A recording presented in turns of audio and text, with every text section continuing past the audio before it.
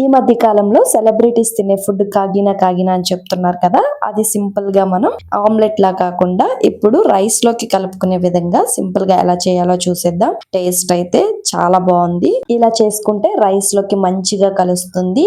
ఈ టేస్టీ కాగినాకి ఈ మాత్రం హడావిడి అయితే ఉండాలి. చాలా బాగుంటుంది రెసిపీ. ట్రై చేసి ఎలా కుదిరిందో కమెంట్ చేయండి. ఈ వీడియో మీకు నచ్చితే సబ్స్క్రైబ్ చేసుకోవటం మర్చిపోవద్దు. ఫస్ట్ అయితే ఒక కడాయి లాంటిది పెట్టుకోండి. దానిలో ఆయిల్ వేసుకోండి. ఆయిల్ అనేది మంచిగా కాగాలి.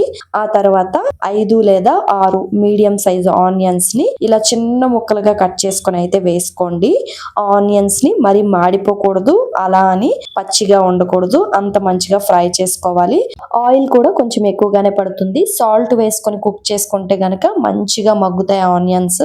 మూత పెట్టి ఒక 5 మినిట్స్ వరకు అలా వదిలేయండి.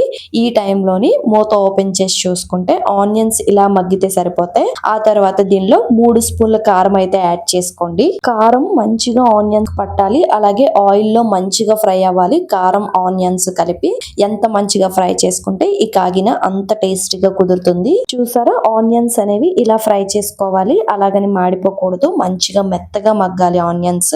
ఈ టైంలో ఒక టీ గ్లాస్ లేదా అంతకంటే తక్కువ వాటర్ ని యాడ్ చేసుకోండి. అలా చేసుకోవటం వల్ల ఉప్పు కారం ఆనియన్స్ కి మంచిగా పడుతుంది.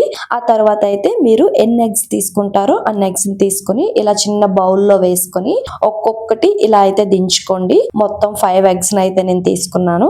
ఒక 5 మినిట్స్ గానీ మీడియం ఫ్లేమ్ లో పెట్టి కుక్ చేసుకుంటే మంచిగా కుక్ అవుతుంది. ఈ టైంలో మీరు చిన్న ముక్కలుగా కాకుండా కొంచెం పెద్ద ముక్కలుగా కట్ చేసుకొని పక్కకు టర్న్ చేసుకుంటే గనక అటువైపు కూడా మంచిగా ఫ్రై అవుతుంది. మొత్తం కంప్లీట్ అయిన తర్వాత ఇంకొక 5 మినిట్స్ అయితే ఫ్రై చేసుకోండి. మరి చిన్న ముక్కలుగా కాకుండా కొంచెం పెద్ద పెద్ద ముక్కలుగా ఉంచుకొని ఫ్రై చేసుకోండి.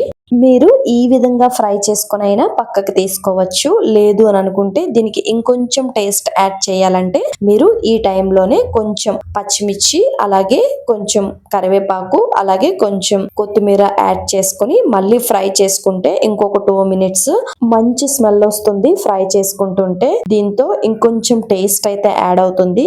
ఈ విధంగా చేసుకున్న కాగిన అయితే రైస్ లో కలుపుకోవటానికైనా చపాతీతో అయినా చాలా ఈజీగా ఉంటుంది తినటానికి.